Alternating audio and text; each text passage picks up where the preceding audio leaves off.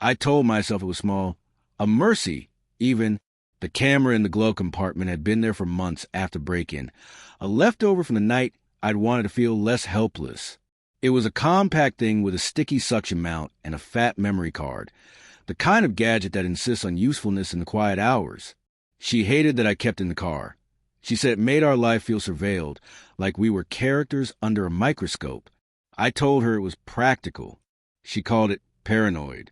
Tonight, when she said she was going early to the spa to shake the week off, I slid the little device quietly into its mount and told myself I'd done it for safety, for proof, not for betrayal. But proof, once gathered, never stays a neutral thing. She left with a towel thrown over her shoulder and a laugh that tried, unsuccessfully, to be light. "Be home for dinner," she said, the words loose and familiar. I watched her go and felt, for the first time in weeks, that hollow click in my chest that precedes suspicion. I had learned, painfully, that the space between what people say and what they do is where truth hides. I slid behind the wheel as the city sighed into the late afternoon, and drove a loop I pretended was aimless, the camera's little red eye-tracking light like a benign conscience. The spa's address fit into the GPS as if it were routine. I sat in my car across the street, the engine off, the world cooling around a decision I hope would remain quiet. The spa was a glass box of candles and soft voices. People came and went like confessionals, their towels carrying the steam of private things. I could have walked in. I had rehearsed that approach and discarded it like a bad suit. Instead, I let the camera be my witness. I wasn't sure what I expected. A cigarette behind the building, a lover's car in a side lane, some mundane deviation from the narrative she'd offered. I only knew that the camera, tucked low in the dashboard, would capture an honesty I couldn't coax from a face. She left the spa an hour later than she'd promised, wrapped in the same towel, but with her hair pinned differently. The small changes someone makes when they've been seen. She climbed into a car I did not recognize, a sleek black thing that glided away under a sky that had gone the color of old coins. The footage caught her laughing as she slid in, a laugh that sounded less like the one she saved for me and more like the private currency people spend when they do not expect to be counted. I did not follow. Instead, I drove home with the camera, singing a tiny hymn of light in the corner of the windshield and the memory card heavy with a night that had the shape of proof. At home, the house was a map of ordinary things. The kettle on the stove, a sweater draped over a chair, the stack of mail I'd meant to sort.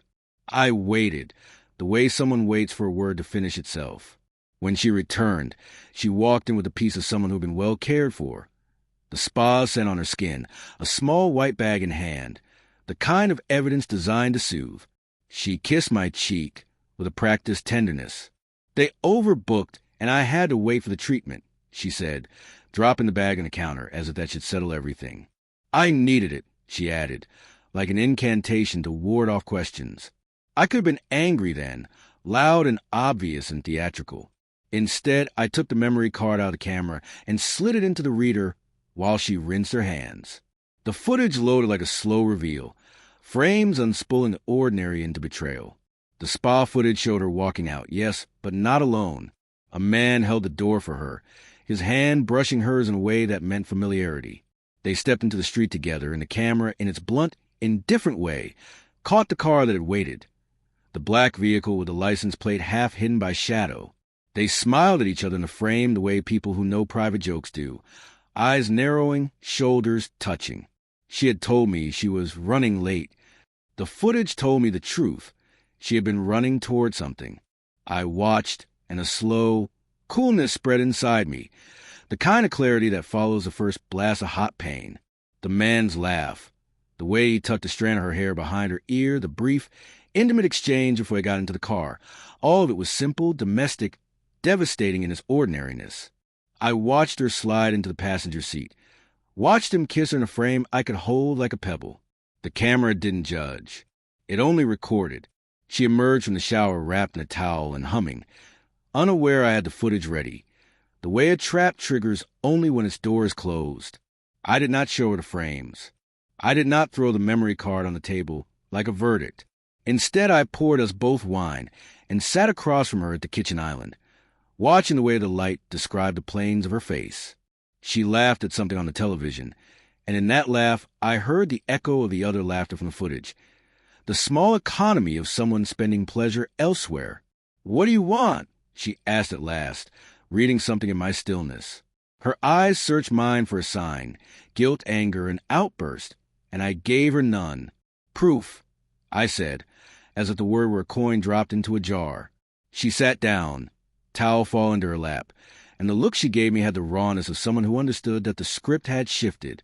"I went to the spa," she said, and the sentence landed like a salted stone. "They ran out late.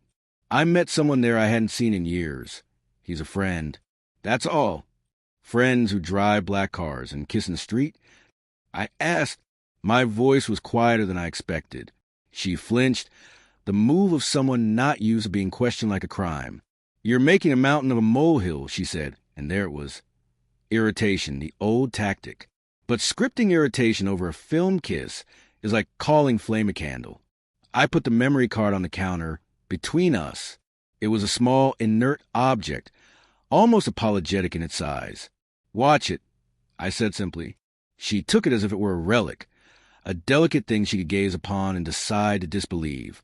The footage played in the kitchen filled with the sound of street noise and the small soundtrack of a life elsewhere.